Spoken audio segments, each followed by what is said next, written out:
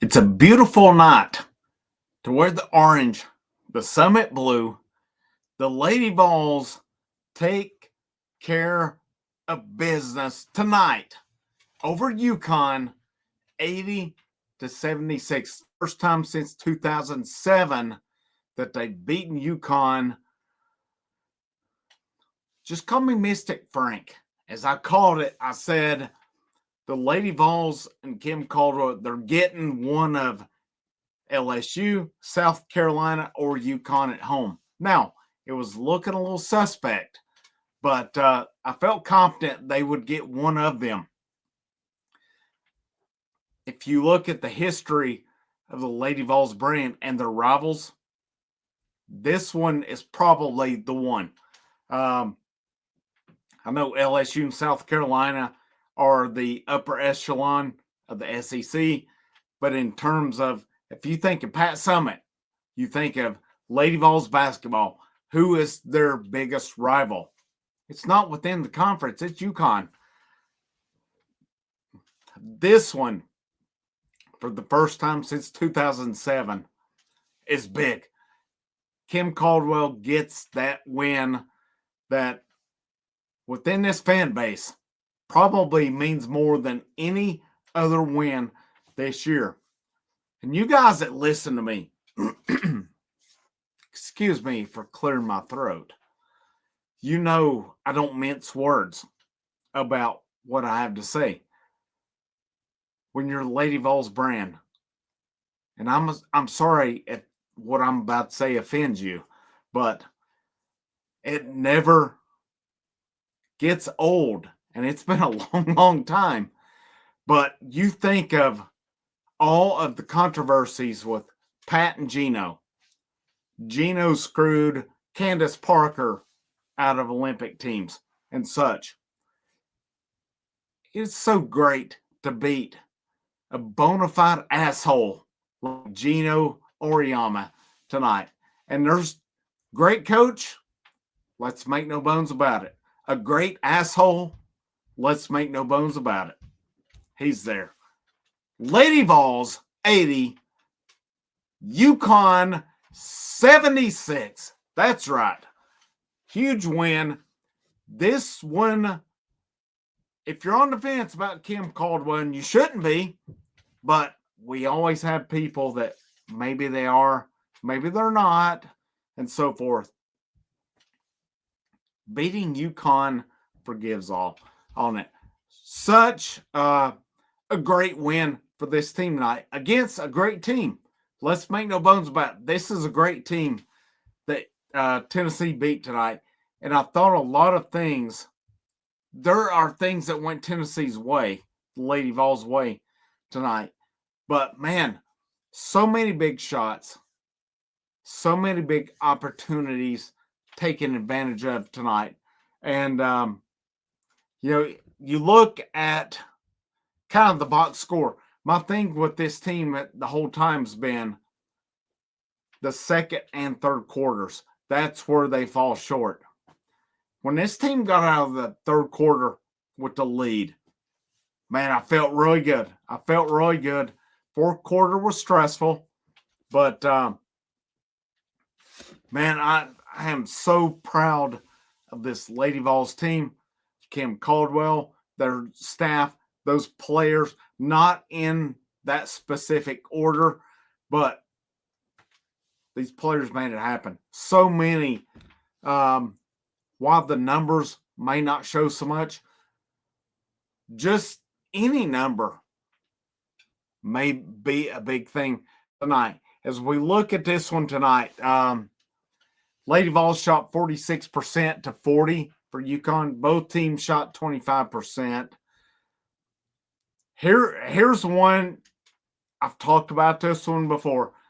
UConn shot 93%, 13 out of 14 from the free throw line.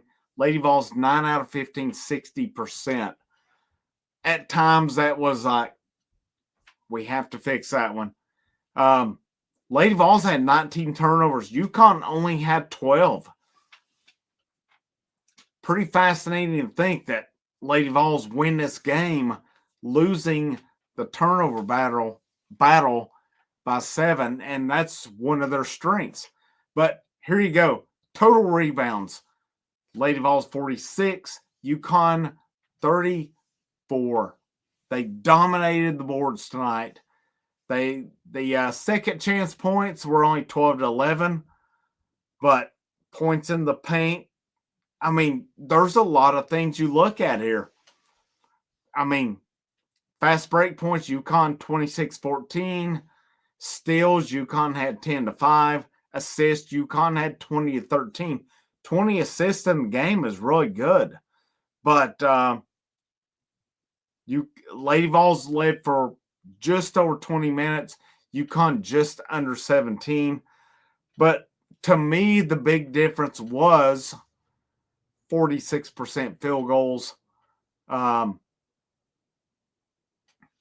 46 rebounds to 34. That to me was the difference in the ball game tonight. And you got Paige Beckers in foul trouble. She still ended up 14 points, but you held her to 5 of 16 and 2 of 6 of 3-point range. This team, man, I just felt like they hit so many clutch shots tonight. And looking at the box score on it for Lady Vols, Spear, 12 points. -2 was her thing tonight. She had 12 points, 4 boards. Ruby Whitehorn was 7 points, 7 rebounds, 2 assists. She had some big shots tonight, +6 while she was in. Samara Spencer, 14 points, 2 boards, 2 assists, 2 steals, +4. Z Spearman had some big buckets tonight. Z Spearman was big from the free throw line too. She was 16 points, 3 of 4 at the free throw line, 7 boards. She shows -2. You can't put everything into play that goes into that. Talasia Cooper, 11 points, 8 rebounds, 4 assists. She had 6 turnovers. I thought she had a bit of a rough night, but still, I mean, 3 of 6 at the free throw line. Not a perfect night for Cooper, but still, she still makes enough happen for it. They were +5. Sarah Puckett, they were -1, but she had a couple big 3-pointers tonight with 6 points. Kanaya Boyd, she had 2 points, but those 2 points, Samara Spencer threw an outlet to Kanaya Boyd. And it's like she misled her to an extent. She got up under the basket, threw it up, and hit it. It's only 2 points, but man, I thought that was a big 2 points based on what she did. Hats off to her. Tess Darby, 3, hit a big 3-pointer. Alyssa Latham had 4. I thought Alyssa Latham got a couple of kind of raw deals on fouls. She ended up 4 fouls. I thought she did some good things. And Hollingshed with 5 points. She had 4 rebounds on the night, +7 while she was in. I thought she did some good things as well. But, a key stat, and I talked about it with the men last night, but I've talked about it with the women tonight. 17 out of 25 on layups. Yeah, that could be better, but let's look at UConn here. UConn, I thought this was a big difference. On, let me see here. Layups, 19 out of 35 for UConn. I thought they missed some gimme layups tonight. Now, I'm not going to lie. I think that was a big difference in the night was the layups. We think that seems simple, but we look back to men last night. They were 7 out of 17 against Missouri. We looked at women tonight. The difference in this game, to me, the layups. Lady Vols were 17 out of 25. UConn, as I talked about a minute ago, they were, let me go back to it here, 19 out of 35. I really did, and the announcers pointed it out too. I thought UConn missed a lot of easy layups tonight. But how did Tennessee affect those? along the way. Just a great win for this program, a great win for Kim Caldwell.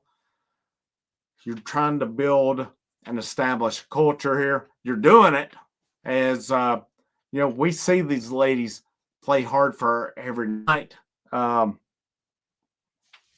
Man, I'm so happy for them. So happy for what they're doing. What does this team do down the stretch? Now, in the grand scheme of things, as far as conference play, does this mean a whole lot? Not really. But in terms of seeding, when you get the NCAA tournament, yeah, you just beat the number 5 team. This is a big win. This is your biggest win of the year right now. This Lady Vols team ends the year undefeated in conference play. That's pretty awesome. And again, if you're a Lady Vols fan, there's probably no words I could use that would offend you about Gino. But it is always, and it's been a while, almost, 18 years since they've beaten Gino? Yeah, pretty awesome. Pretty awesome. And the fact that this Lady Vols team, the key thing with me with them is winning those middle quarters. UConn, 1917 after the first quarter. They both were 20-20 after 2 quarters. So UConn was up 39-37. The key quarter for me, and this was big tonight, the Lady Vols outscored UConn 22-15 in the third quarter, and then it's 22-21 in favor of UConn in the fourth. But those middle quarters, which have been, to me, their Achilles heel, they were the strength tonight. Pretty awesome, man. Pretty awesome.